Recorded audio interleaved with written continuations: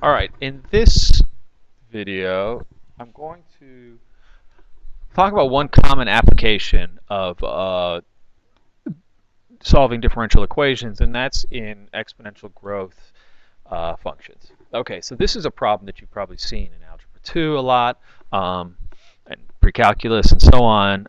Bob invests P dollars, some amount of money, in an investment that earns 3.5% interest annually, compounded continuously. Write the function that represents the value of Bob's investment after T years. We're just looking to come up with the function now that it represents this. It represents how much money Bob has. So usually we call that the total amount of money, A, is the value of the investment, and P is the initial investment. Sorry, I can't spell today. And T is time, right? T is time in years. Okay, so people have done this before. You probably remember this formula. It says A, value of the investment at time t equals P times e to the RT power, the PERT formula. Right, this is a sort of familiar one, and so we know that it's 3.5%, so in this case it would be P times e to the 0.035 t power.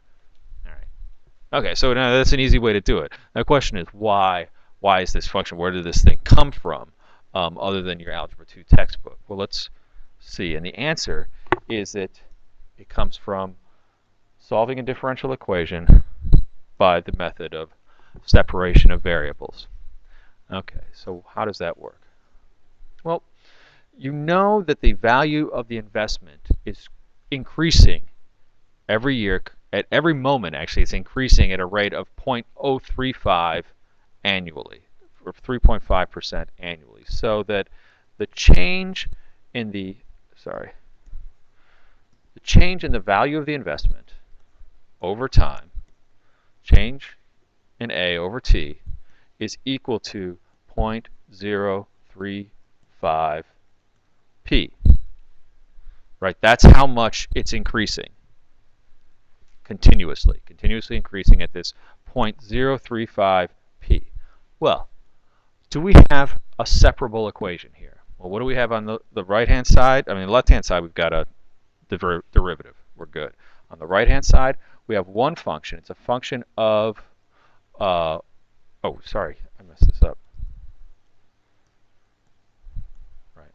It's always 3.5% of whatever the investment is at that time. So whatever the investment's at, it's increasing at a rate of 3.5% of that value. Okay, so we've got on the left-hand side, we've got the derivative. On the right-hand side, we have a function of A, which is in this case like our y, right? We have a function of A, and then we have nothing else, no function of t, but that's fine. It's just like a constant value function, y, t equals 1. Okay, so what can we do? Let's separate this. Now let's get the A stuff on this side, on the left-hand side with dA, and put dt on the other side. And so we get 0.035. Actually, I think it's easier if we keep the 0.035 over there. A times, all right, 1 over A dA equals 0.035 dt. What did I do here? I multiplied both sides by dt, and I've divided both sides by A. All right. Now, don't forget, this has come up before. What happens when I divide by A? I have to keep in mind that, well, if I'm dividing by A, I'm saying that A doesn't equal 0. So I'm really only treating the case where A isn't 0. But could A equal 0? Well, sure, your investment could just be not worth any money. And the thing is, what's going to happen when it's not worth any money? It's going to, at 3.5%, $0 is going to keep giving you $0. So there's going to be this case where A just equals 0. We'll leave that aside for now. We'll come back and bring it in at the end in much the same way that we have already. Let's take the antiderivative of both sides now. Okay, 1 over A dA, well, that's going to be ln absolute value of A. And that's going to equal the antiderivative of 0.035 dt, or which is 0.035 t plus c. I'm going to think about this. This absolute value of a is not really a big deal. We're not really considering the case. It's not going to come up where a is negative, right? The value of our investment is not going to be negative. It's it's just something that increases. It's not like, we don't owe anybody money. So we can just simplify this a little bit and just think of it as ln a 0.035 t plus c. Okay, keep going. All right, now what can we do? Well, what we did before, e to the ln a power equals e to the 0.035 t plus c power. Right, so that gives us a on the left-hand side and e to the 0.035 t plus c power. Now, just like we did before, we can say, well, that's the same as e to the 0.035 t times e to the c. Remember your rules for exponents.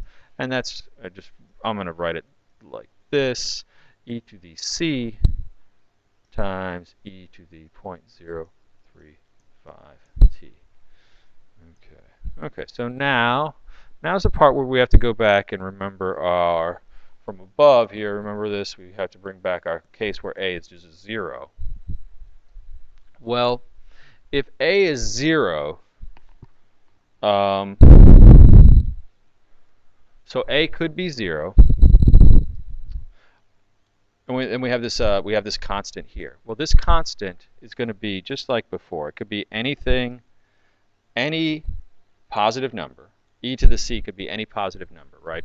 Given that if c could be any integer, or any real number, then e to the c could be any positive number. It's never going to be negative. It's never going to be 0. But the whole thing could end up being 0. So we're going to account for that by just calling this c times e to the 0.035 t. I'm not doing anything crazy here. I'm just basically rewriting our constant. It's some number. It's going to be some number here. A is going to be some number times e to the 0.035 t. And that number, it could be 0, right? In which case the whole thing would be 0, and that would be fine, because that's the case where a equals 0. Now, I have this constant here. What is this constant? Well, I know that a at time t equals c times e to the 0.035 t. I also know that when Bob starts his investment, a0 is just p, right? P is what he starts with. So at t0, t equals 0, the value of his investment is just p.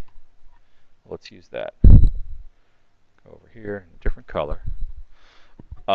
And I can say, okay, a to the 0 equals, well, that's ce times e to the 0.035 times 0, and that equals p. So c equals e to the 0 power, which equals p.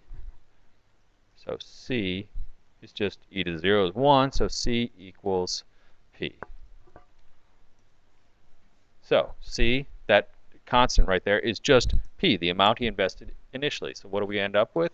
We end up with a equals p times e to the power 0.035 times t, or your familiar formula, the more general formula, p e 0.035 is just the rate of interest rate, and t.